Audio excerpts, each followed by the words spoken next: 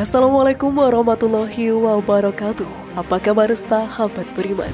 Selamat datang di Magenta Islam.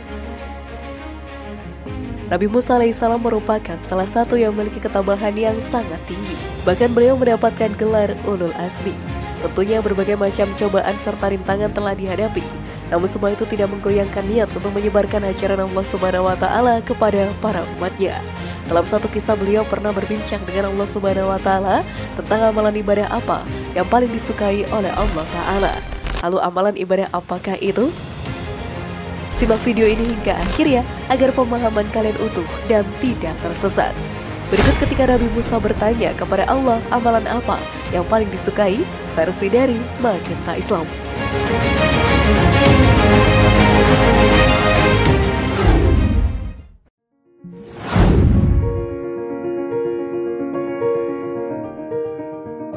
Amalan ibadah yang paling disukai Allah Subhanahu wa Ta'ala.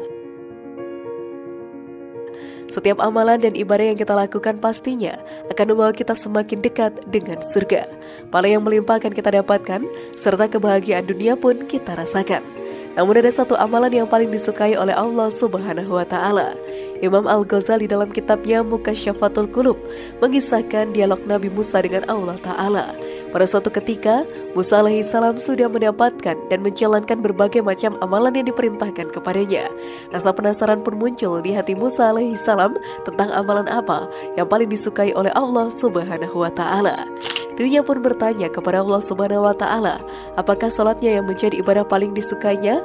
Lalu Allah Subhanahu wa Ta'ala menjawab, salatmu itu hanya untukmu sendiri, karena salat membuat engkau terpelihara dari perbuatan keji dan mungkar. Lalu Musa alaihissalam semakin penasaran. Beliau pun bertanya kembali, apakah zikirnya yang paling disukai? Allah Subhanahu wa Ta'ala pun menjawab lagi, zikirmu itu untuk dirimu sendiri, karena zikir membuat hatimu menjadi tenang. Lalu Musa alaihissalam masih penasaran dan bertanya, apakah puasanya? Kemudian Allah Subhanahu wa Ta'ala menjawab, puasamu itu hanya untukmu saja, karena puasa melatih diri dan mengekang hawa nafsumu. Musa pun bingung dan bertanya, apakah amalan yang paling disukainya? Lalu Allah Subhanahu wa Ta'ala menjawab, sedekah. Tatkala engkau bahagiakan orang yang sedang kesusahan, engkau sedekah. Sesungguhnya aku berada di sampingnya. Amalan sedekah menjadi paling disukai karena amalan tersebut dapat membantu orang lain yang ada di sekitar kita dan tidak hanya berfokus kepada diri kita saja. Namun sebelum video semakin berlanjut, klik dulu tombol loncengnya supaya kita tetap bertebar syiar melalui channel ini. Mari berbagi pengetahuan dan ilmu yang bermanfaat. Amin ya Rabbal Alamin.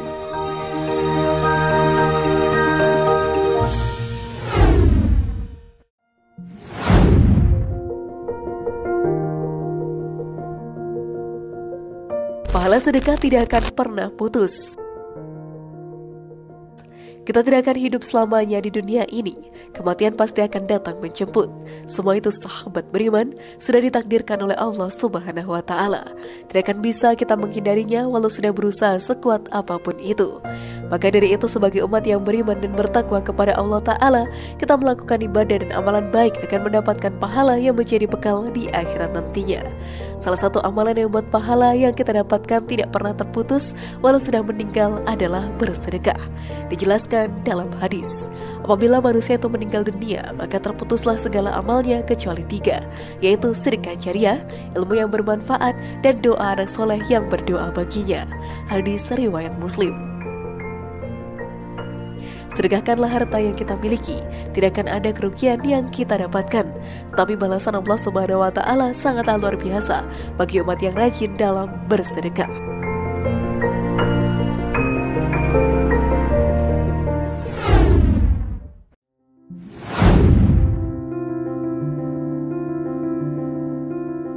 Sedekah membuka pintu rezeki. Bersedekah tidak akan membuat kita kehilangan harta, sahabat beriman. Allah Subhanahu wa Ta'ala akan membukakan pintu rezeki kita lebih lebar lagi.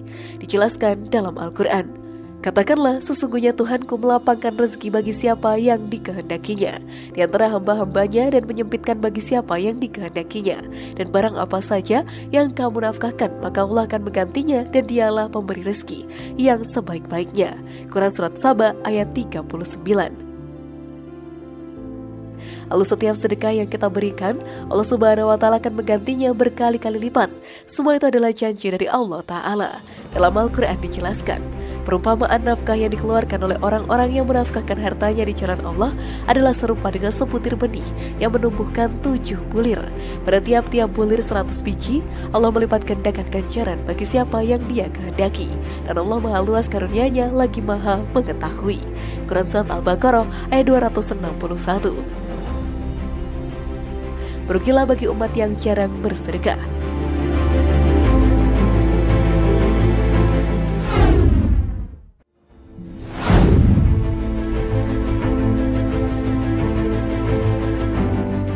Bagaimana sahabat beriman? Apakah kalian sudah bersedekah hari ini?